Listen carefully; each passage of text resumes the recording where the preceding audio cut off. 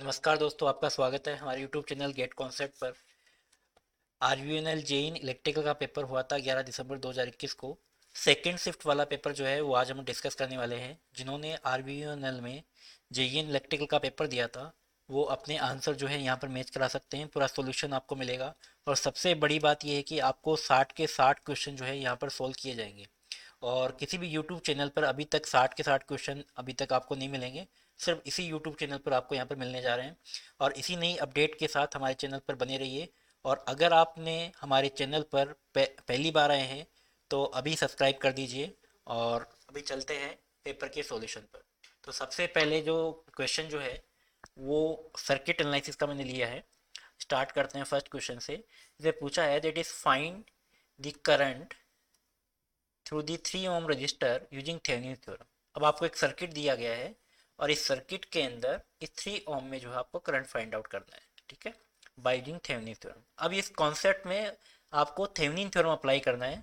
तो चाहो तो आप थेवेनिन थ्योरम अप्लाई कर सकते हो, बट यहाँ पर कोई भी कॉन्सेप्ट अप्लाई कर सकते हो, आंसर जो है सेम आने वाला है क्योंकि सब्जेक्टिव क्वेश्चन नहीं ऑब्जेक्टिव क्वेश्चन है। ठीक है, तो मैं क्या करूंगा यहाँ पे नोडल वोल्टेज एनालिसिस यहाँ पे अप्लाई करूंगा। ठीक है, आप चाहो तो केसीएल अप्लाई कर सकते हो, मैश एनालिसिस, या फिर आप नोडल अप्लाई कर सकते हो। तो मैं नोडल अप्लाई करूंगा। सबसे बड़ी बात यह है कि यहाँ पर आपको एक ऑब्जर्वेशन ये करना है कि 4 ओम 8 ओम जो है यहाँ पर सीरीज में कनेक्टेड है।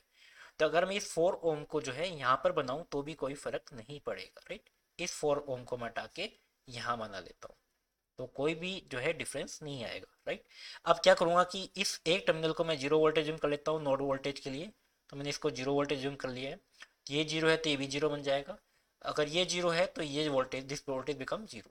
अब ये जीरो है तो ये कितना बन जाएगा 24, राइट। और इसको मैं कोई वोल्टेज मान लेता हूँ वी। ठीक है, इस पर्टिकुलर नोड पे मैं केसीएल अप्लाई करता हूँ, नोड वोल्टेज अप्लाई कर रहा हूँ, राइट, केसीएल अप्लाई कर रहा हूँ। तो all the outgoing current must be equal to zero. तो इस पर्टिकुलर आउटगोइंग करंट की वैल्यू मैं लिखूंगा that is v minus 24 divided by that is 4 plus 8, that means 12, right. Plus अब इस पर्टिकुलर करंट को मैं लिख सकता हूँ v minus that is zero divide by 6 plus 3 that is 9। तो v minus zero divide by 9। Plus अब यहाँ पर ये करंट जो है दो पार्ट में डिवाइड हो रही है, एक करंट आपकी यहाँ जा रही है और एक करंट जो है यहाँ पे जा रही है। तो अगर ये वोल्टेज v है तो ये वोल्टेज भी v होगा। तो इस करंट को मैं लिख सकता हूँ v माइनस जीरो। अब ये जीरो है तो मतलब ये भी जीरो होगा, तो v minus zero divide by 4। तो v minus zero divide by 4 and equal to. अब यहाँ पे जो है इक्वल टू की जगह आप इक्वल टू लगाना चाहो तो इक्वल टू लगा सकते हो। और ये आउटगोइंग करंट कितना है, ये 2 ampere and this particular current is in opposite direction. तो इसको मैं -2 इक्वल टू जीरो भी लिख सकता हूँ। तो total summation, total algebraic sum of all the current must be equal to zero. तो मैंने यहाँ पर केसीएल अप्लाई कर दिया है। यहाँ पर आप एलसीएम ले लीजिए। तो एलसीएम यहाँ पर आ जाएगा 36। तो 36 मैंने एलसीएम ले लिया है। तो 12 से मैं मल्टीप्ल कैंसिल आउट करूँगा तो 3 आएगा। तो 3v माइनस 72 प्लस, अब यहाँ पर 9 है, 9 से कैंसिल आउट करूँगा तो 4 आएगा, 4v plus 9v minus 36 into two 72 equal to zero. 36 cancel out हो गया। 3v plus 4v 7v plus 9 कितना आ जाएगा 16v। और 72 प्लस 72 कितना आ जाएगा 144। तो v equal to 144 divide by 16 cancel out करूँगा तो कितना आ जाएगा 9 वोल्ट। अब v की वैल्यू अगर 9 वोल्ट है और suppose you are finding out the current through the 3 ohm resistor, so I equal to V by total resistance. Total resistance is 6 plus 3। ठीक है, सो 6 प्लस 3 और voltage, value of voltage 9 divide by 9 it is 1 ampere. So answer is 1 ampere. तो option आपको 1 टिक कर। तो ये question था। आप चाहो तो इसको थेवेनिन थ्योरम से सोल्व कर सकते हो, और चाहो तो आप इस कॉन्सेप्ट को अप्लाई कर सकते हो, और चाहो तो आप मेश एनालिसिस भी लगा सकते हो, राइट। बट आंसर जो है 1 एम्पियर ही आएगा। ठीक है, अब नेक्स्ट चलते हैं नेक्स्ट क्वेश्चन पर। एक एक क्वेश्चन मैं डिस्कस करूंगा, 60 के 60 क्वेश्चन। तो जल्दी से जल्दी वीडियो को लाइक भी आप कर दीजिए। ठीक है, अब सेकंड क्वेश्चन पे आते हैं। A system is described by the function. आपको एक फंक्शन दे रखा है F T equal to e⁻³ sine 60 plus cos 60। आपको फाइंड डीसी गेन निकालना है। तो डीसी गेन के लिए आप क्या करते हो कि फंक्शन का पहले आप लाप्लास ट्रांसफॉर्म निकालोगे एफ ऑफ एस, और वहां पर एस की वैल्यू को आपको जीरो करना है, that is known a DC gain. तो सबसे पहले इसका लाप्लास ट्रांसफॉर्म निकालते हैं। तो f of s equal to, अब यहाँ पर आपको पता है कि sine of a t, the Laplace transform sine of a t is a upon s square plus a square, and Laplace transform of cos of 80 is s divided by s square plus a square. And suppose we are multiplying the e to power minus 3t, right? तो e to power, suppose we are multiplying e to power minus 3t into cos of at, right? तो यहाँ पर cos of bt मान लेता हूँ, cos of b e to power minus bt into cos of at. So we are replacing the s by s plus b.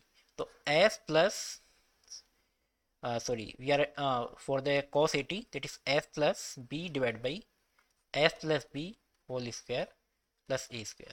Same here, we can multiply it by minus bt into sin t, at. The Laplace transform of this function is a upon s plus b square plus a square. So we can apply this formula, particular formula, right? So e to power minus 3t into 60 is given by 6 divided by, that is a divided by s plus b square. So s plus 3 square plus 36 plus s plus 3 divided by s plus 3 square plus 36, मतलब 6 square means 36. अब यहाँ पर क्या करेंगे, यहाँ पर s equal to 0 put करेंगे. तो we are putting the value of s equal to 0, then we find the dc gain. तो dc gain equal to 6 divided by, we are putting the value of 0, it is 9 plus 36 45, and plus 3 divided by the value of s is 0, that is 9 plus 36 is 45. So 9 plus 45, 6 plus 3 45, 9 45, this is 1 divided by 5, that is 0.20. So answer is 0.20. So option A is correct. Next question. Question number third. In the given series RLC circuit, at which frequency the current is maximum? तो आपको एक series RLC circuit में R की value given है, L की value given है और C की वैल्यू गिवन है. अब आपको क्या करना है कि ऐसी कौन सी फ्रिक्वेंसी है जिससे करंट मैक्सिमम होता है. तो करंट, एक particular current is maximum at the resonant frequency. तो रेजोनेंट फ्रिक्वेंसी पर जो है आपका करंट जो है मैक्सिमम होता है और जो इम्पेडेंस है वो मिनिमम होती है, राइट? ये आपको कॉन्सेप्ट अप्लाई करना है. तो करंट मैक्सिमम में रेजोनेंट फ्रिक्वेंसी फाइंड करना है. तो resonant frequency given by F naught equal to 1 upon 2 pi into root L C. तो 1 upon 2 into 2 pi root of L C. तो value of L is equal to 50 millihenry, 15 to 10 पर minus 3, and C value of C is 2 into 10 पर minus 3. तो 1 upon 2 pi into 15 to 2 there is 100, there is 10 की power 2 into 10 की power minus 6, the 10 की power minus 4, 2 into 10 की power minus 4, there is 2 10 की power minus 4 का square root करोगे 10 की पावर minus 2, तो 100 डिवाइड बाई 2 पाई. तो value of 100 by 2 pi approximately equal to 15.92 hertz, right? That is the resonant frequency. तो आपको रेजोनेंट फ्रिक्वेंसी पूछा है तो आप डायरेक्टली जो है ये ऑप्शन टिक करोगे, right? Next question. A differential equation is given by 9d square y upon dt square plus 3dy by dt plus 2y equal to dx plus 5dx by dt. Find the transfer function. अब transfer function में कुछ नहीं करना, आपको Laplace transform करना है. तो Laplace transform 9 into d square there is s square y of s. तो मैं सब में वाई ऑफ एस जो कॉमन ले रहा हूँ. तो 9s square plus 3s plus 2 into y of s equal to 3 plus 5s into x of s. So y of s divided by x of s is given by equal to 5s plus 3 divided by 9s square plus 3s plus 2.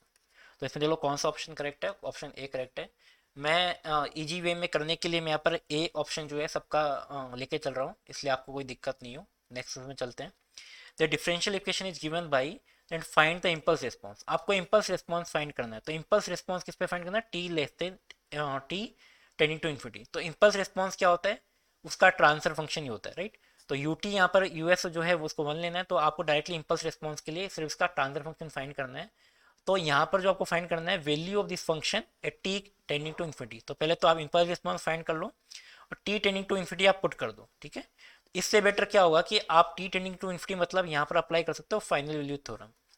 तो final value theorem is given by limit s tending to 0 s into function that is यहाँ पर x है तो x of s that is value of the function at sorry this is x.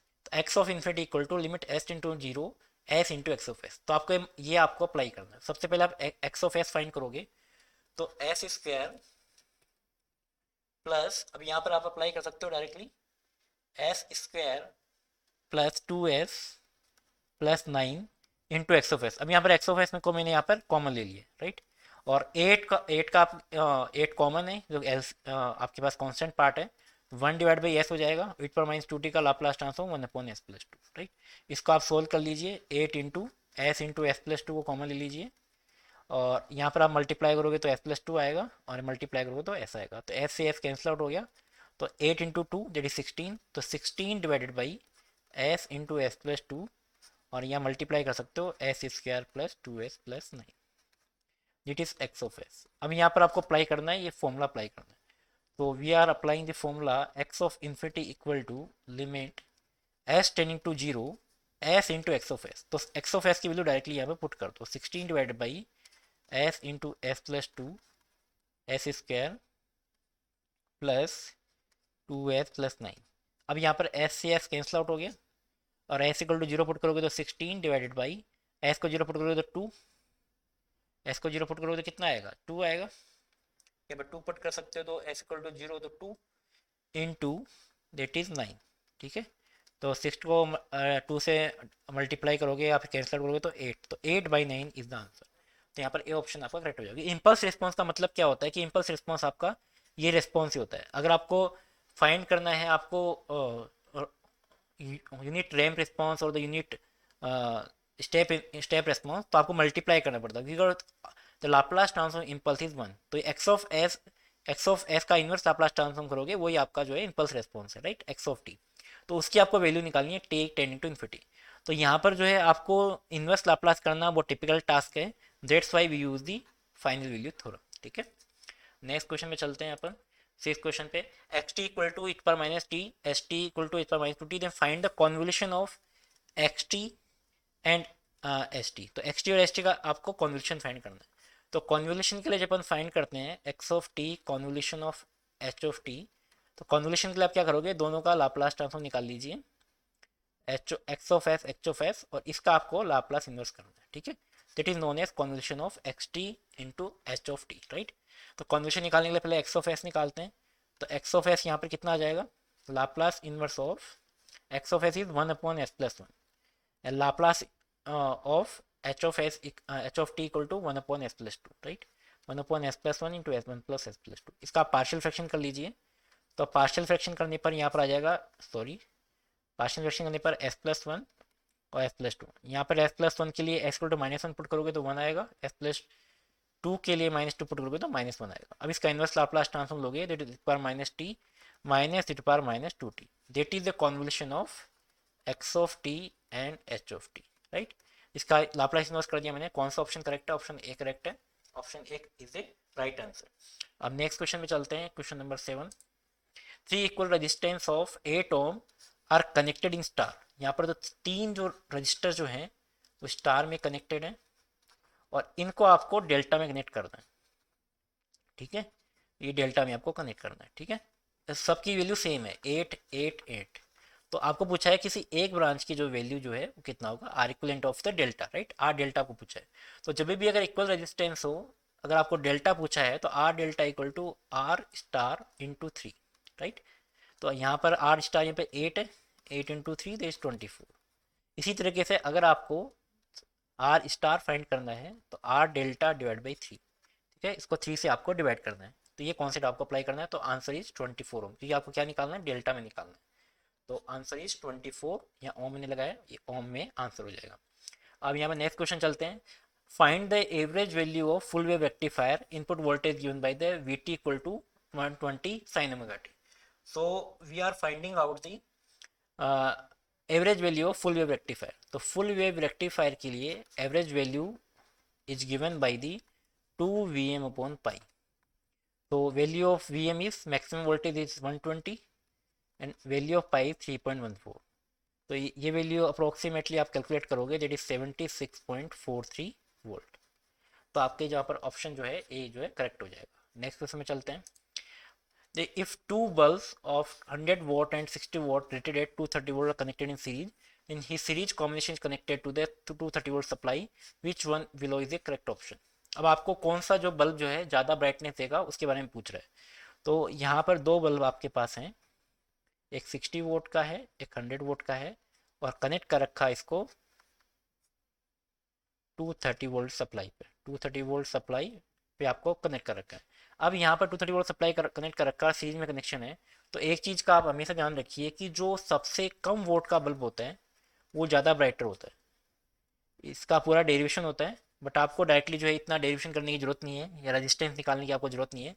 Directly आप ध्यान रखना कि 60 जो कम volt का बल्ब होगा सीरीज कनेक्शन में वो ज़्यादा ब्राइट करेगा, और 100 वोल्ट का जो है वो आपका पास जो है इसकी ब्राइटनेस कम होगी। So 60 volt bulb offers more brightness as compare to this 100 volt bulb. So option A is correct answer. Next question में चलते हैं। 1100 volt to the 110 volt transformer have secondary reactance of 0.05 ohm. The reactance referred to the primary. तो आपके पास ये transformer है, ये इसकी primary winding है और ये इसकी सेकेंडरी वाइंडिंग है। यहाँ पर आपको एक रिएक्टेंस दे रखा है जिसकी वैल्यू है 0.05, और इनपुट वोल्टेज आपको दे रखा है 1100, और यहाँ पे दे रखा है 110 वोल्ट। ठीक है, आपको पूछा है that reactance refer to the primary side. Primary side में आप रेफर करोगे तो 0.05 into this particular voltage V1 divide by that is 1100 divide by 110 whole square. अब यहाँ से आप कैंसिल आउट कर दोगे तो कितना आ जाएगा, 10 आ जाएगा। 10 स्क्वायर इक्वल टू 100, तो 0.05 into 100 that is a 5 ohm. तो इसको अगर आपने प्राइमरी साइड में रेफर किया that is equal to 5 ohm. So option is A is correct answer. Next is what is the SI unit of luminous intensity? तो SI unit of luminous intensity always in candela, तो candela is the right option। इसके बाद next question में चलते हैं। Which one following is the universal gate? तो universal gate हमेशा ध्यान में रखना है, universal gate is always NAND and NOR gate. ये कई बार क्वेश्चन पूछा हुआ है, और अगर आपको ध्यान में रखना है कि हमेशा अगर यूनिवर्सल गेट जो है पूछा जाता है उसको नेम्ड और नॉर गेट हमेशा लिखते हैं, क्योंकि बहुत बार ये क्वेश्चन आ चुका है, तो ये क्वेश्चन इंपॉर्टेंट है। डायरेक्टली आप नेम्ड और नोड पे आप क्लिक करोगे। उसके बाद में in a thyristor the minimum current required to attain the devices on condition. अब ये क्वेश्चन जो है एक्चुअल में क्या क्वेश्चन है मुझे पता नहीं है, बट जो बताया गया है इधर उधर से मिला है, मैंने वहाँ पर क्लिक किया है। तो इस क्वेश्चन को आप देख लेना, इस क्वेश्चन की लैंग्वेज क्या थी। अगर ये क्वेश्चन होता है तो इसका आंसर होगा होल्डिंग करंट। कुछ लोग लेचिंग करंट बता रहे थे, बट इसका ऑप्शन जो है होल्डिंग करंट होगा। अगर ये क्वेश्चन इस लैंग्वेज में लिखा हुआ है, अगर अदर लैंग्वेज में लिखा हुआ है तो ऑप्शन जो है लेचिंग करंट हो सकता है। तो इस क्वेश्चन को आप देख लीजिएगा कि क्वेश्चन की लैंग्वेज किस तरीके से है। नेक्स्ट क्वेश्चन में चलते हैं। Self complementary code is known as, self complementary code is always XA3 code, तो XA3 code is the right answer. Next question, slew rate आपको दे रखा है 82.4 वोल्ट पर माइक्रो सेकेंड। तो स्ल्यू रेट दे रखा है 82.4 वोल्ट पर माइक्रो सेकेंड में आपको स्ल्यू रेट दे रखा है। And the combination of maximum frequency for an undistorted sine wave is 12 volt peak. तो पीक वैल्यू आपको दे रखी है 12 वोल्ट इज अप्रोक्सीमेटली। तो आपको क्या निकालना है, इसकी जो मैक्सिमम फ्रिक्वेंसी है वो फाइंड करना है, राइट। तो मैक्सिमम फ्रिक्वेंसी के लिए स्ल्यू रेट का फॉर्मूला होता है, slew rate is given by the 2 pi maximum frequency at FM and into total voltage VM, maximum voltage divided by 10 की पावर 6, राइट। तो स्ल्यू रेट कितना है, स्ल्यू रेट इन वोल्टेज पर micro second में तो 10 की पावर 6 आएगा। अगर आपको डायरेक्टली पुट करना है तो 10 की पावर 6 आप हटा सकते हो। तो डायरेक्टली मैं पुट करूंगा 82.4 इक्वल टू 2 पाई FM आपको फाइंड करना है, peak voltage is 12 volt into 10 की पावर 6, राइट।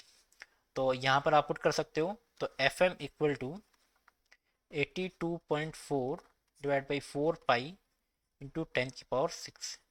तो इसको आप कैलकुलेट करोगे यहाँ पे तो अप्रोक्सीमेटली 1.1 या 1.09 के अप्रोक्सीमेटली आएगा। 0 पॉइंट आप 10 की पावर 6 को लिख सकते हैं मेगा हर्ट्ज, तो 1.09 मेगा हर्ट्ज। तो इस क्वेश्चन में पहले भी ये जीएन में एक दो बार क्वेश्चन पूछा हुआ है, तो इंपॉर्टेंट क्वेश्चन है ये वाला 15 वाला। नेक्स्ट क्वेश्चन में चलते हैं। N type semiconductor is always obtained by the doping silicon. अब सिलिकॉन के साथ हम डोपिंग करेंगे तो यहाँ ऑप्शन के अंदर सिर्फ फॉस्फोरस की कर सकते हैं, कि एन टाइप जो है उसके लिए अपन सिर्फ फॉस्फोरस की डोपिंग जो कर सकते हैं। Number of valence electron of germanium element, तो जर्मेनियम एलिमेंट के अंदर वैलेंस इलेक्ट्रॉन कितने हो सकते हैं, 4 हो सकते हैं, या आपको डायरेक्टली टिक करना है। Number of flip flop required for decade counter, अब डिकेट काउंटर के लिए मतलब 10 को आप किस तरह से लिख सकते हो, 1 2 4 8। तो अगर मैं 3 यूज में लेता हूँ तो 1 2 4 7 तक आप लिख सकते हो। अगर आपको 10 लिखना है तो इसके लिए आपको 4 जो है बिट की रिक्वायरमेंट होगी, इसका मतलब आपको 4 फ्लिप फ्लॉप यहाँ पे रिक्वायरमेंट होगी। So option is A is correct answer, this 4 flip flop. Next question, in transistor collector region अब यहाँ पर जो आपके पास एक बेस रीजन होगा, एमिटर और कलेक्टर। तो ये पूछा है the collector region has largest bandwidth width and the moderate dropped. हमेशा जो है ये जो कलेक्टर होता है मॉडरेटली ड्रॉप्ड होता है, लार्जेस्ट विड्थ तो ऑब्वियसली बात है इसकी कलेक्टर की होगी, तो लार्जेस्ट, तो इसमें ऑप्शन ये नहीं हो सकता, ये नहीं हो सकता, और मॉडरेट रहेगी, हाईली नहीं रहेगी, तो option A is correct answer. Next question, UJT has that is heavily doped P region, that one option, negative resistance characteristics and can't be prepared for amplification. All are correct answer for the UJT. So option A is correct. All 1, 2 and 3. Next question, which of the following meters is an integrating type instrument? तो integrating type instrument always होता है energy meter, या फिर इसको अपन vote are metre भी कह सकते हैं। और अगर ऑप्शन के अंदर देख लेना कि ऑप्शन कौन सा आया था, और वोट आर मीटर आता तो उस पर क्लिक करोगे, और एनर्जी मीटर आया तो एनर्जी मीटर पे आप क्लिक करोगे, तो option A is correct answer. क्या है, by using natural commutation turn off an S C R it is connected to the series supply, तो A C supply in series connection, C connection हमारे साथ series रहेगा, और supply कौन सी रहेगी, ए सी रहेगी इस कनेक्शन के लिए, ठीक है। Next question, most suitable properties for spring in majority measuring instrument, तो हमेशा लो टेम्परेचर कोएफिशिएंट होता है हमेशा उसके लिए, स्प्रिंग के लिए, तो लो टेम्परेचर करेक्ट आंसर, तो ऑप्शन ये नहीं हो सकता, ऑप्शन ये नहीं हो सकता, और रेजिस्टेंस हमेशा इसका लो होता है, तो option A is correct answer. उसके बाद में चलते हैं नेक्स्ट क्वेश्चन पे, बी सी डी क्लेंट ऑफ 962, कोई कोई कुछ लोग कह रहे थे कि बाइनरी आया है, कुछ लोग कह रहे थे बी सी डी आया है, तो आप बी सी डी के अकॉर्डिंग मैं यहाँ पर आंसर कर रहा हूँ। 962 जो है, इसको अगर आपको लिखना है बी सी डी में, तो आपको 9 को लिखना है, 6 को लिखना है, 2 लिखना है, तो मैं यहाँ पर 1248 से जो है इजिली जो है यहाँ पे लिख सकता हूँ 4 डिजिट में, राइट। तो 9 को लिखना है तो यहाँ पर क्या आ जाएगा, 1248 को अगर मैं लाइन 9 को लिखना है तो यहाँ पर आ जाएगा 1001। अगर आपको 6 को लिखना है तो 0, उसके बाद में यहाँ पर आ जाएगा 110। अगर आपको 2 को लिखना है तो 0010, तो यहाँ पर आ जाएगा सॉरी 1001, 0110 और 0010, ठीक है। तो 1001 ये आ गया और ये आ गया, ठीक है। इसमें तीनों में ऑप्शन आ रहा है, 0110, 00 यहाँ पे आ रहा है, ये ऑप्शन तो करेक्ट गलत हो गया, यहाँ पे आ रहा है, यहाँ पे नहीं आ रहा, तो option correct.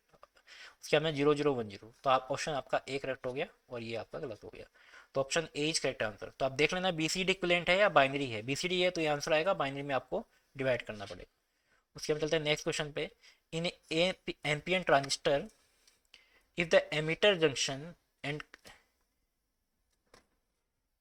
The collector junction both are reverse biased, अगर दोनों रिवर्स बाइस्ड होते हैं तो ट्रांजिस्टर विल ऑपरेट नहीं। ट्रांजिस्टर किस में काम करते हैं, तो ऑलवेज आपको ध्यान में रखना है, अगर आप एक्टिव रीजन की बात करते हैं तो एक्टिव रीजन के अंदर दोनों जो हैं बेस टू एमिटर, और बाकी जो दूसरा वाला जो जंक्शन है वो हमेशा एक तो फॉरवर्ड बायस में होगा और दूसरा जंक्शन जो है रिवर्स बायस में होगा, ठीक है।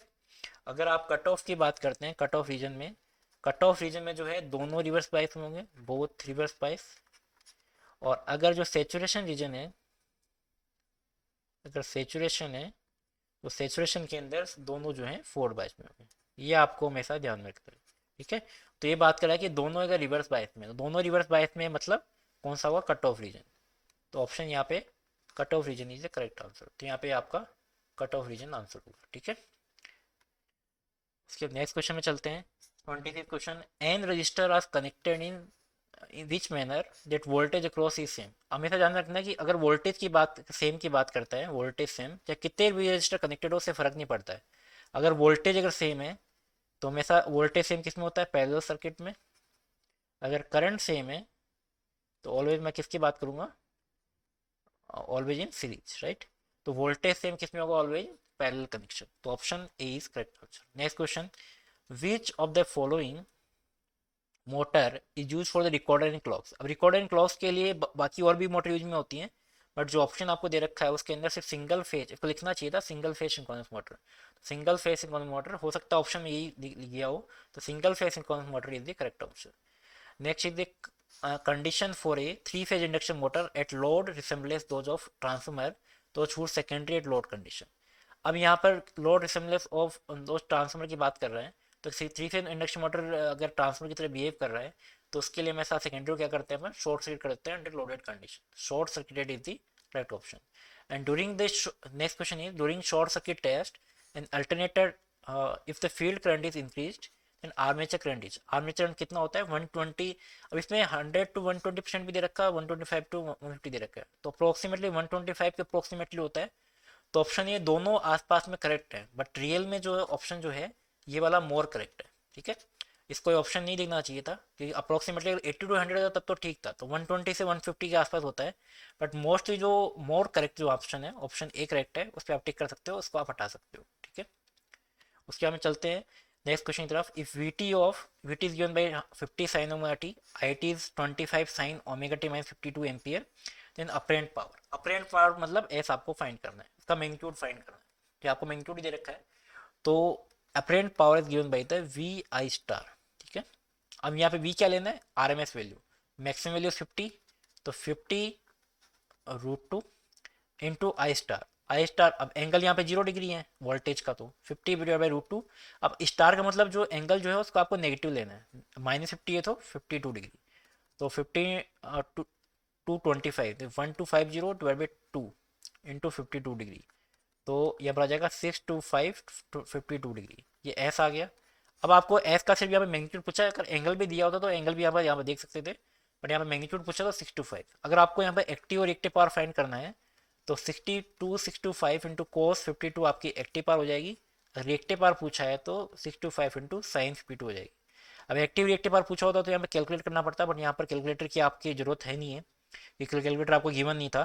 तो पी और क्यों आप नहीं बता सकते हो, डायरेक्ट अपरेंट पावर बता सकते हो. तो अपरेंट पावर कितनी हो जाएगी 625. मैग्नीट्यूड एंगल लगाना है तो यहाँ एंगल 52 डिग्री यहाँ पर लगा सकते हो. ठीक है, नेक्स्ट क्वेश्चन में चलते हैं.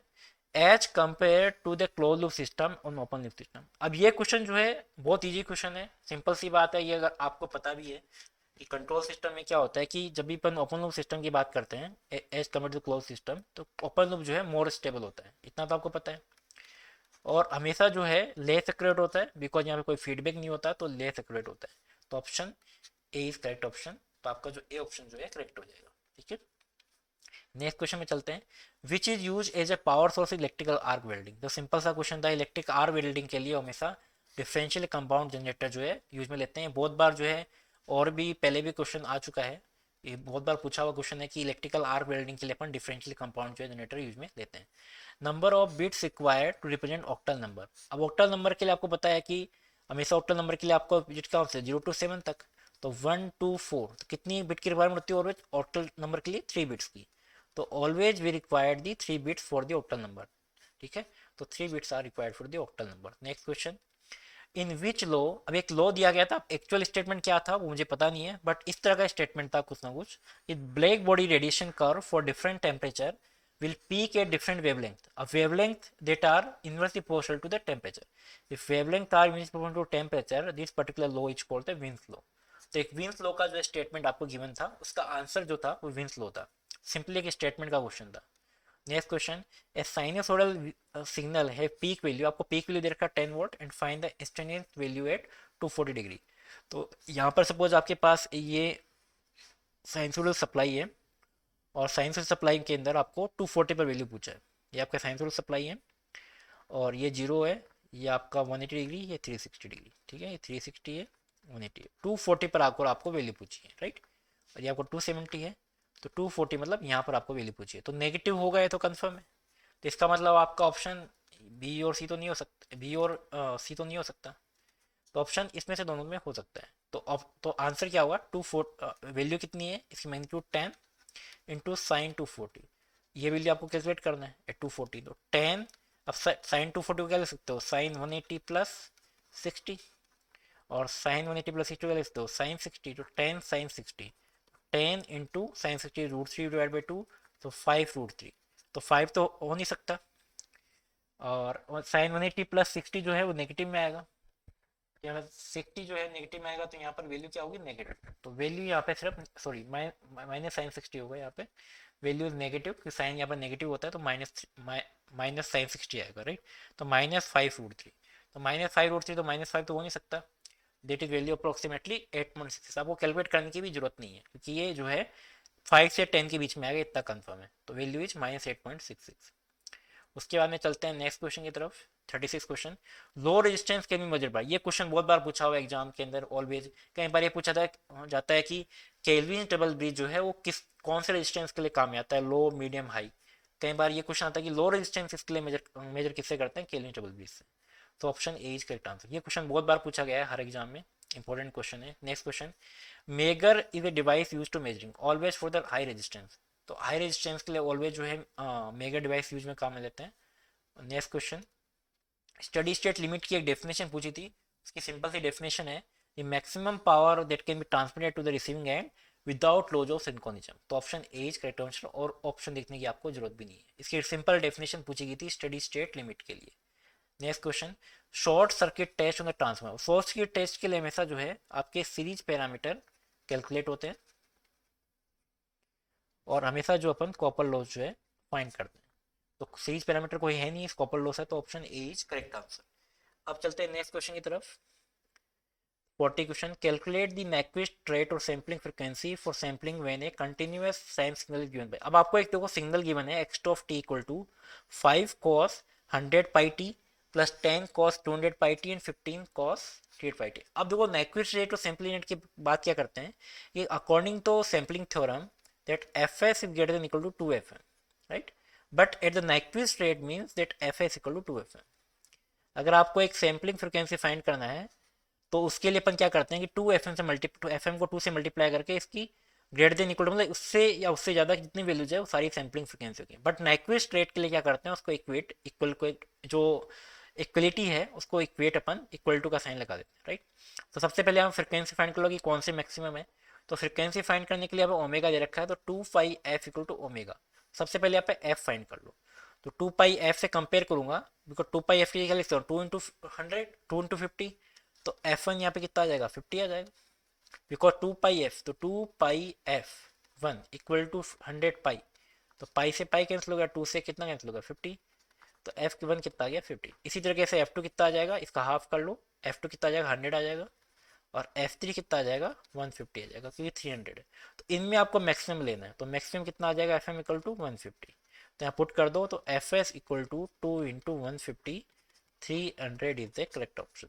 क्योंकि हार्ड में पूछा है, तो 300 is the correct option, option A correct option. ये अच्छा क्वेश्चन दिया गया था, क्योंकि यहाँ पर जो Nyquist रेट का मतलब क्या है, Nyquist का मतलब है कि ग्रेटर देन इक्वल टू, मतलब जो साइन जो है वो इक्वल हो जाता है Nyquist रेट में। अगर सैम्पलिंग फ्रिक्वेंसी पूछा होता तो 300 भी ऑप्शन होता, 600 भी ऑप्शन होता, अगर आपको सिंपल सैम्पलिंग फ्रिक्वेंसी होता। बट यहाँ पर Nyquist रेट दिया, तो Nyquist रेट के लिए अपन इक्वल टू के इक्वेट करते हैं। Next question, impulse function is given defined by. अब इम्पल्स फंक्शन को अपन कैसे डिफाइन करते हैं, इम्पल्स फंक्शन हमेशा जो है यहाँ पे इसकी वैल्यू जो होती है यूनिट इम्पल्स की, यहाँ पर वैल्यू 1 होती है at time t equal 0, rest values are 0। यहाँ पर सारी वैल्यू जो है आपकी 0 पे, ठीक है। तो सिर्फ इतना सा आपका फंक्शन होता है। तो टाइम 0 पर 1 वैल्यू है, टाइम 0 पर 1 वैल्यू है, ये करेक्ट है। टाइम 0 1 वैल्यू है, ये तो करेक्ट है, ये तो गलत हो गया, पूरे पे 1 होता नहीं है। और वैल्यू 0 एट एवरीवेयर, और बाकी जगह वैल्यू 0 होती है, तो ऑप्शन क्या करेक्ट हो गया। अब इसके अंदर मैंने यहाँ पर थोड़ा सा मिस्टेक कर दिया है, यहाँ पर ऑप्शन में ये ऑप्शन क्या है, दोनों सेम हो गए हैं। इसको आप 1 कर लो, इसकी जगह आप सॉरी, ये तो हो ही नहीं सकता कि 1 वैल्यू है ना, वैल्यूज 1 एट टी इक्वल 0, तो 0 लिख दिया मैंने यहाँ पे, 0 की जगह आप यहाँ 1 कर लो। ये दोनों सेम जो है, दोनों ऑप्शन सेम हो गए, एक बाई मिस्टेक मैंने लिख दिया है, तो ऑप्शन जो आपका ए करेक्ट हो जाएगा, ठीक है। क्योंकि बाई मिस्टेक दोनों ऑप्शन जो है मैंने सेम लिख दिए, तो यहाँ पर जो है ऑप्शन करेक्ट हो जाएगा। उसके बाद में चलते हैं नेक्स्ट क्वेश्चन की तरफ। Shunt reactor are needed. अब शंट रिएक्टर हमेशा क्या होता है, रिसीविंग साइड के वोल्टेज को कम करता है, बिल्कुल सही है, अंडर लाइट लोड कंडीशन में। तो option A is correct option. Next question, compensating winding is always in AC series motor in order to reduce the sparking at the brushes. Option A is correct. अब कुछ लोग कह रहे हैं कि reduce the effect of armature current, armature current में effect कभी नहीं होगा।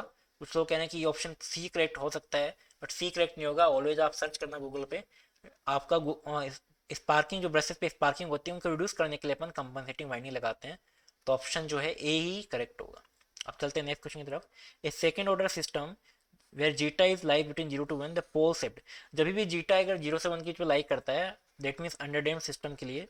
तो अंडरडैम्ड सिस्टम के लिए ऑलवेज जो है आपके पास कॉम्प्लेक्स कॉन्जुगेट रूट्स आते हैं। कौन से रूट्स आते हैं, कॉम्प्लेक्स कॉन्जुगेट रूट्स, ठीक है। तो option A is correct option. अगर आप देखना चाहते हो तो मैं आपको एग्जांपल बता सकता हूँ। सपोज मान लो मेरे पास एग्जांपल है S square plus F plus one, ये एग्जांपल है, ठीक है। यहाँ पर आप कैलकुलेट करोगे तो ओमेगा एन कितना आ गया, वन आ गया, ओमेगा स्क्वायर वन, तो ओमेगा कितना आ गया, वन, और two zeta omega n equal to one. तो आप कंपेयर कराओगे तो two zeta equal to one, zeta कितना गया, 0.1। This is the system of underdamped system. इसके आप रूट फाइंड करोगे तो minus one plus minus root of b square minus four a c divide by two a, तो minus one plus minus iota root three divide by two. तो ये complex conjugate root आ रहा है for zeta lie between 0 to 1, that mean 0.5 के लिए। तो मैंने एग्जांपल के थ्रू आपको समझा दिया है। ऑलवेज जब अंडरडैम्प्ड सिस्टम होता है उसके लिए जो रूट्स होते हैं वो कॉम्प्लेक्स कॉन्जुगेट होते हैं, ठीक है। नेक्स्ट क्वेश्चन में चलते हैं। In electric traction system the device use to collect the current from the trolley wire. तो आपने देखा होगा कई बार ट्रेन के अंदर कि ऊपर जो ट्रॉली वायर चलता रहता है एक, वो एक पेंटाग्राफ से क्रिएट होता है, वो उस पर्टिकुलर सिस्टम को बोलते हैं पेंटाग्राफ, ठीक है। तो pantograph is the correct option. The unit of ratio mobility to diffusion. अब मोबिलिटी की जो यूनिट जो है वो आपको पता होनी चाहिए, डिफ्यूजन की यूनिट पता होनी चाहिए। मोबिलिटी की जो यूनिट होती है वो it is m square divide by voltage into second, और डिफ्यूजन की जो यूनिट होती है डिफ्यूजन की, that is m square divide by second. तो दोनों को आप डिवाइड कर दो, mobility divide by diffusion, that is m square voltage into second और m square into second. M square से एम स्क्वायर कैंसिल आउट हो गया, second to second, one upon voltage, that is voltage inverse. तो option A is correct option. The unit of ratio mobility and diffusion that is voltage inverse. Next question में चलते हैं।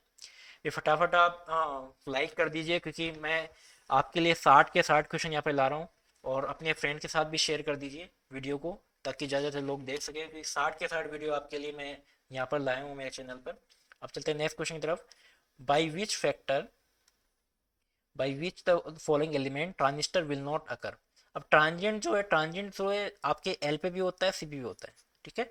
Are पे कोई transient नहीं होता बिकॉज यहाँ पे कोई टाइम डिपेंडेंट क्वांटिटी होती नहीं है, तो आर के लिए भी कोई ट्रांजिएंट अकर नहीं होता। तो इससे सिंपल सा क्वेश्चन है, option A is correct option. Next question is polar form is given by the one minus one plus J, what is the angle for the polar form. अब माइनस वन प्लस जे के लिए आप simply क्या use में लोगे, tan inverse.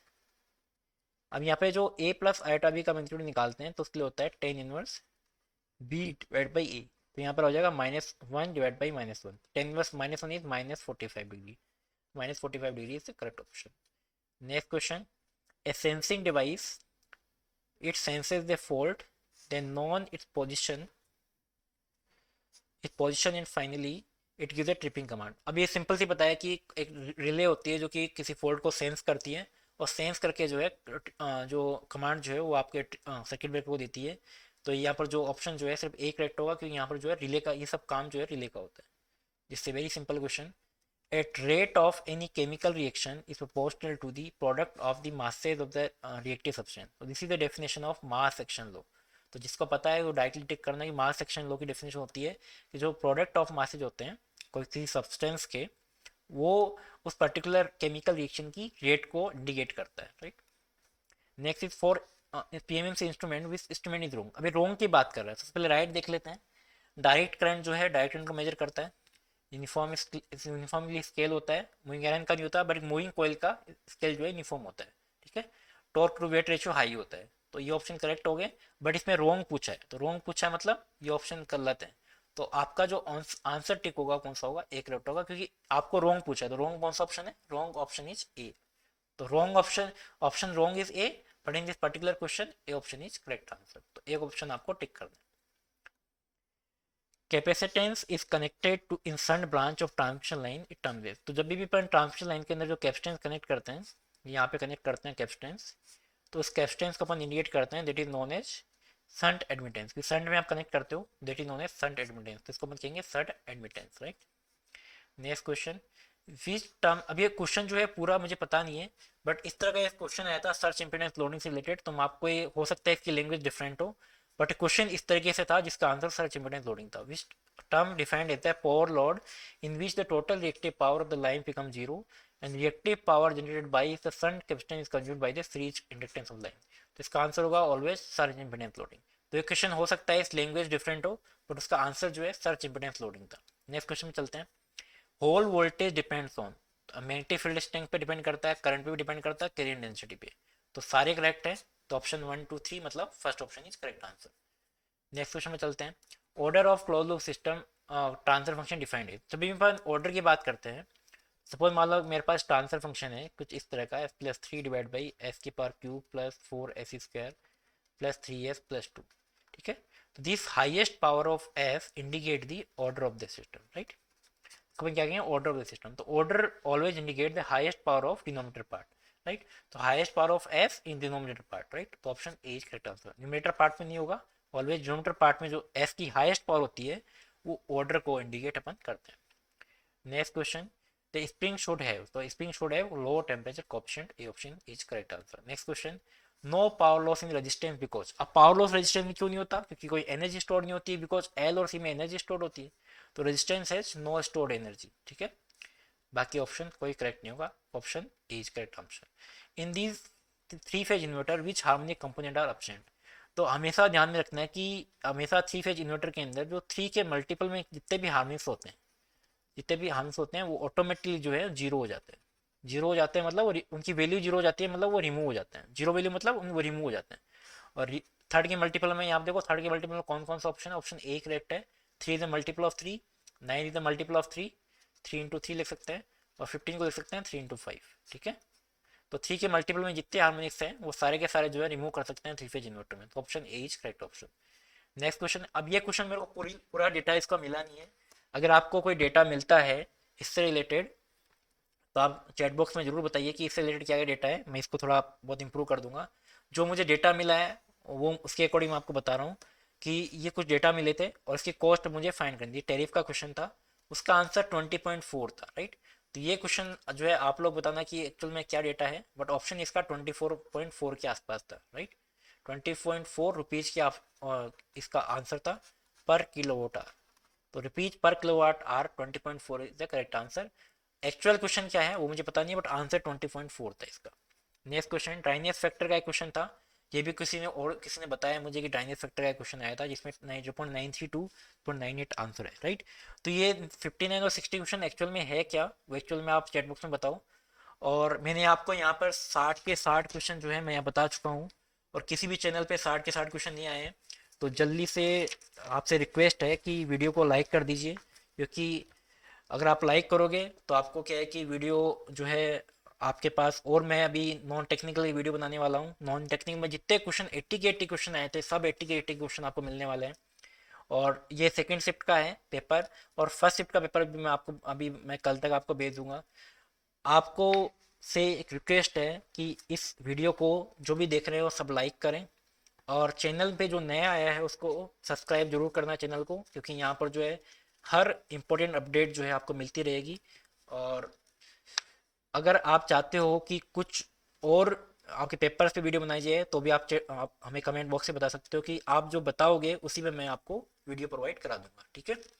और अगर आप हमारे चैनल पर नए हैं तो चैनल को सब्सक्राइब कर दीजिए।